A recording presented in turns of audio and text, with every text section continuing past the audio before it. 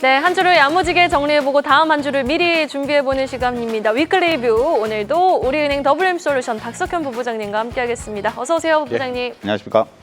네. 잠깐 이야기를 나눴는데 네. 그래도 우리 시장이 3,200선 지키려고 하고 외국인이 자꾸 사니까 좋은 거 아니에요? 여쭤보니까 우리 시장 좋은가 봐요? 라고 말씀해 주셨는데 우리 시장 그래도 매력이 있다는 거잖아요. 한 주간 어떻게 좀 지켜보셨어요? 일단 그 어닝 시즌, 그러니까 실적 발표 시즌은 그렇게 큰 매력이 지금 나오고 있는 것 같지는 않고요. 네. 전체적인 흐름 자체는 뭐 지난주에도 그랬고 이번 주에도 그렇지만 3,200포인트 위로 올라가면 약간 좀 차익 매물이 좀 많이 나오면서 조정을 받는 흐름이 나왔는데, 일단 3,200포인트에 대한 안착 시도가 지금 나타나고 있다, 시도가 되고 있다라고 봐야 될 것 같고요. 우리나라 시장 밸류에이션이 좀 많이 올라갔습니다. 그러니까 PER 기준으로 어제 기준으로 한 10.7배 정도까지 올라갔기 때문에 11배 이상으로 올라가게 되면 좀 부담이 좀 높아지는 상황이라서 여기에 따른 어떤 그 경제 매물도 좀 나오고 있다라고 볼 수 있을 것 같고요. 뭐 밸류에이션 부담을 이겨내는 가장 좋은 방법은 기업 실적이 좋아지는 방법이 가장 좋은 건데 가장 쉬운 방법이기도 하고, 근데 실적 발표 시즌에서 확인이 되고 있는 우리나라 기업들의 실적이 물론 어저께 하이닉스 좀 좋게 나오긴 했지만 전반적으로는 그렇게 썩 좋은 결과다라고 볼 수는 없기 오늘 때문에 LG전자 기아가 확실히 보여줬죠. 예, 맞습니다. 따라서 일단 그 코스피의 올해하고 내년도 영업이익 전망치가 약간씩 하향 조정되고 있는 상황이라서 기업이익 호조로 밸류에이션 부담을 이겨내는 시나리오는 지금 좀 찾기가 어려워 보이고요. 다만 이제 한국 시장을 지탱해지고 있는 요인은 익히 알려졌다시피 정부 정책에 대한 기대감이 1순위로 지금 자리 잡고 있고, 물론 정부 정책에 대한 어떤 기대감도 약간의 혼선이 발생을 하고 있기 때문에 이 부분에 대한 어떤 그 불협화음이 좀 나타나고 있는 건 사실이긴 하지만, 큰 흐름으로 봤을 때 정부의 주식시장 활성화 대책이 뒤로 후퇴할 가능성은 거의 없기 때문에 약간의 어떤 속도 조절 어떤 흐름이 있다 하더라도 정책 요인에 따른 주가 상승이 조금 더 이어질 수 있는 여지는 충분히 있다라고 볼 수 있을 것 같고, 가장 큰 거는 다른 요인은 아무래도 이제 수급에서 찾을 수 있을 것 같습니다. 외국인 순매수가 한국 시장에 계속 들어오고 있는 상황이고요. 외국인들은 5월 이후에 코스피 시장에서 순매수를 기록을 하고 있는데 5월 달에는 한 1.2조 원 정도, 그리고 6월 달에는 한 2조 7천억 정도를 샀는데요. 7월 달, 지금 현재 어제 기준으로 4조 원이고요. 오늘 포함하게 되면 한 4조 3천억 정도가 되기 때문에 이 외국인 수급을 중심으로 한 수급 구조 호전, 그리고 앞에서 말씀드렸던 정책 요인, 이 두 가지가 결합돼서 코스피의 상승을 이끄는 요인으로 작동을 하고 있고, 다만 안정적인 상승이 조금 더 중기적인 그 관점에서 이어지기 위해서는 처음에 말씀드렸던 기업이익 부분의 호전이 뒷받침될 수 있어야 하기 때문에 이런 부분들은 아직 그 실적 시즌이 좀 남았기 때문에 남은 기간 동안에 어느 정도는 반전 모멘텀이 좀 만들어질 필요성은 있다라고 볼 수 있을 것 같습니다. 일정이 굉장히 산적한 한 주를 맞게 예. 될 텐데 관세 협상 관련해서 참 애매해요. 미중 3차 무역회담이 화요일에 있으니 이번 주말에 우리 대한민국과 미국과의 협상 관련한 이슈가 업데이트될 수 있고 그 이후로 밀려날 수도 있거든요. 자, 그 가운데 맞는 다음 주 일정 가운데 관세가 가장 큰 키워드가 되겠지만 그렇죠. 또 다른 키워드, 어떤 키워드 주목하고 계십니까, 부부장님? 주말에 예정된 그 유예기간 연장 만료 시점이 가장 중요하긴 하지만 주 중에도 상당히 좋은 중요한 이벤트들이 많이 있습니다. 그렇죠. 잘 알려졌다시피 7월 FOMC 회의가 목요일 날, 한국 시간으로 목요일 날 새벽에 이제 발표가 될 예정이고요. 그리고 기업 실적도 이제 많이 발표가 되는데 한국 시간으로 31일 그 아침에 마이크로소프트랑 메타 실적, 그리고 8월 1일 금요일이죠. 아침에 역시 애플과 아마존의 실적 발표가 있기 때문에 이 실적 발표는 아무래도 계절적인 요인이긴 하지만 지난번, 그러니까 어제 아침이죠. 어제 아침에 애플 실적, 그러니까 알파벳 실적에서 확인되듯이 주요 빅테크 기업들의 실적 발표는 아무래도 중요한 어떤 분기점으로 작동을 할 수가 있기 때문에 다음 주에도 이 실적 발표는 좀 주목을 해야 될 이벤트가 될 걸로 보고 있습니다. 우리 시간으로 8월 1일 오전에 확인해 볼 수 있는 애플, 아마존 실적인 거죠? 예, 맞습니다. 그리고 마이크로소프트 메타도 이제 목요일 아침에 확인해 볼 수 있는 맞습니다. 거고요. 예. 네, 알겠습니다.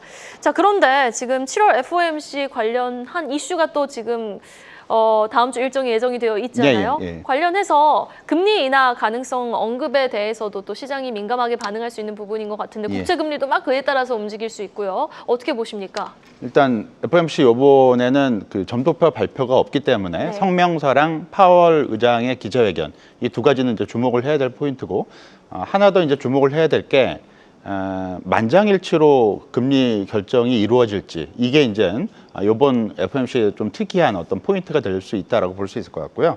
먼저 이제 성명서 같은 경우는 큰 어떤 변화는 없을 걸로 보고 있습니다. 왜냐하면 지난번 6월 FOMC 때 그 성명서의 전반적인 내용이 연준이 고용하고 물가에 대한 경계를 계속 얘기하긴 했지만 뭐 위험 뭐 이런 쪽으로는 얘기를 안 해줬기 때문에 상대적으로 연준의 고용과 물가에 대한 어떤 우려감, 경계 심리는 많이 좀 얇아졌다라고 볼 수 있을 것 같고 가장 큰 이유가 이 관세 정책에 대한 불확실성이 조금씩 누그러지면서 미국 경제 성장이나 물가에 대한 전망치가 위험할 수 있는 수준까지는 아닐 걸로 예상이 되고 있기 때문에 연준의 시각도 이 두 가지 부분에 대해서 크게 변하는 부분은 없지 않을까라고 볼 수 있을 것 같고요. 그리고 파월 의장 기자회견 같은 경우도 6월 FOMC 점도표에서 확인된 부분이 3분기 중에 금리 인하를 시작해야 한다고 의견을 제시했던 연준 위원이 9명이고요. 그리고 금리 인하를 4분기로 미뤄야겠다고 의견을 제시한 연준 위원이 8명이기 때문에 네. 상당히 팽팽하거든요. 이런 어떤 연준 내 팽팽한 어떤 양분적인 어떤 시각 이거를 고려했을 때는 파월 의장이 한쪽에 치우친 기자회견 내용을 보여주지는 않을 것 같고 따라서 상당히 원론적인 입장의 기자회견 내용이 될 가능성이 높기 때문에 시장에 어떤 큰 임팩트는 나타나지는 않을 걸로 보고 있습니다. 다만 이번 회의에서 주목되는 포인트는 올해 상반기에 FOMC 회의가 4번 열렸는데요. 4번 모두 만장일치로 금리 동결이 결정이 된 바 있습니다. 근데 이번에 지금 예상되는 거는 최근에 FOMC 그 금리 결정에 이제 참여하시는 그러니까 투표권을 갖고 계신 분 중에 그 크리스토퍼 월러 이사라는 분이 계시는데요. 이분이 상당히 그 비둘기파적인 어떤 메시지를 계속 던지고 있기 때문에 이분이 요번에 그러니까 물론 요번에 다음 주 FOMC에서 금리가 동결이 되겠지만 이분은 금리 인하를 그 의견을 개진하지 않을까라고 볼 수 있을 것 같고 말하자면 반대표를 던질 가능성이 있다라는 얘기죠. 그래서 올해 FOMC에서 처음으로 주요 투표권자의 중에 이제 반대표가 처음 나타날 가능성이 있다라는 얘기고요. 이 월러 이사 외에도 이게 미셸 보우먼이라는 부의장 네. 이분 역시 이제 투표권을 갖고 계신데 최근에 어떤 코멘트나 행보를 보게 되면 금리 인하 쪽으로 상당히 기울어져 있는 행보를 지금 보이고 있기 때문에 이분도 반대표를 던질 가능성이 있습니다. 그래서 이번 FOMC에서 금리 동결이 결정이 되는 건 뭐 거의 확실시되고 있지만 올해 한 4차례 FOMC 때하고는 달리 반대표가 한두 명 정도 나올 수가 있다라는 얘기고요. 이 반대표가 이제 나오게 되게 된다면 다음번 FOMC, 그러니까 9월 FOMC에서 금리 인하 가능성에 대한 기대감이 상당히 많이 올라갈 거고요. 이런 부분들은 주식시장에는 분명히 좀 플러스 요인으로 작동을 할 수 있다라고 봐야 될 것 같습니다. 참 이례적으로 트럼프 대통령이 FOMC 이 일정 전에 연준을 찾아서 금리 인하해라라는 말을 좀 공개적으로 또 하지 않았습니까? 맞습니다. 그렇다면 또 이제 연준의 2인자들은 굉장히 또 비둘기파적인 발언을 내놓을 수 있으니 이에 따라서 국채 금리가 어떻게 좀 흘러가는지 여부, 또 우리 원달러 환율에는 어떤 영향을 주는지 여부까지 우리가 또 꼼꼼하게 체크해볼 대목이 되겠습니다.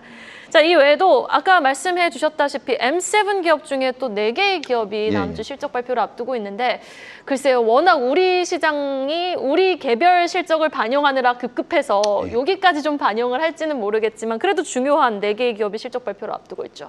그렇죠. 그러니까 이번 주까지 S&P 500 시가총액 기준으로 한 29% 정도의 기업들이 실적 발표가 이제 마무리될 예정이고요. 네. 다음 주에만 한 38% 정도 기업이 쏟아지네요, 다음 그러니까 주에. 다음 주가 이제 거의 절정이다라고 보시면 될 것 같고 이 속에서 이제 우리나라 시간으로 31일 아침에 마이크로소프트랑 메타 실적이 발표되고요. 그리고 8월 1일 애플과 아마존 실적이 이제 발표가 되는데 주목해야 될 부분은 4개의 기업이라고 볼 수 있습니다. 그러니까 다음 주에 발표될 3개 기업, 이 3개 기업은 애플을 제외한 마이크로소프트랑 그다음에 메타, 아마존이고요. 그리고 나머지 하나는 이번 주에 실적을 발표한 알파벳인데 이 4개 기업을 주목하는 이유는 이 4개 기업의 캐펙스, 그러니까 투자 지출이 전체 S&P 500, 503개 기업인데 전체에서 차지하는 비중의 작년에 20%를 기록을 했고요.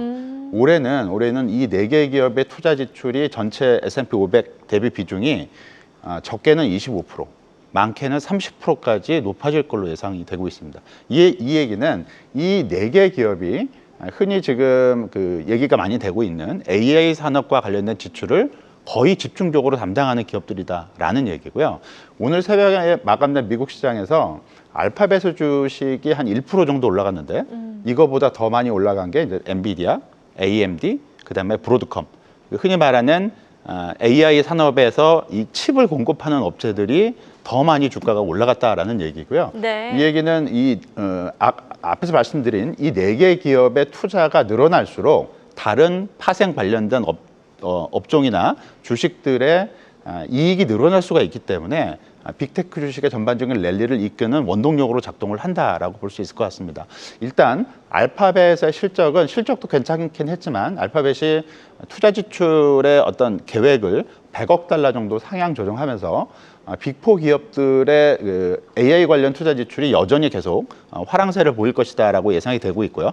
따라서 다음 주에 발표될 다른 3개 기업들, 그러니까 마이크로소프트, 메타, 아마존의 투자 지출이 다음 주에 어떤 그 숫자로 발표될지 이 부분이 다음 주 실적 발표를 바라보는 가장 큰 포인트가 되지 않을까라고 볼 수 있을 것 같고, 시장에 기대했던 대로 투자 지출을 계속 늘리거나 지금 계획한 투자 지출을 그대로 이제 가져가는 어떤 그런 흐름을 보이게 된다면 빅테크 중심으로 주가에는 상당히 호재로 작동할 가능성이 높다라고 볼 수 있을 것 같고요. 반대로 지금 계획했던 투자가 너무 좀 부담스럽다 또는 과잉 투자 위험이 있다라고 언급을 하면서 계획을 축소시키거나 또는 중단할 어떤 시각을 보이게 된다면 주가에는 상당 부분 이 업체들 주가뿐만이 아니라 반도체나 원전 뭐 다 이제 해당을 하게 될 텐데 관련 주식에도 직접적인 영향을 미칠 수가 있기 때문에 이 빅4 기업들의 투자 지출 계획은 다음 주 실적 발표에서 상당히 유념해서 바라봐야 될 부분이 되지 않을까라고 볼 수 있을 것 같습니다.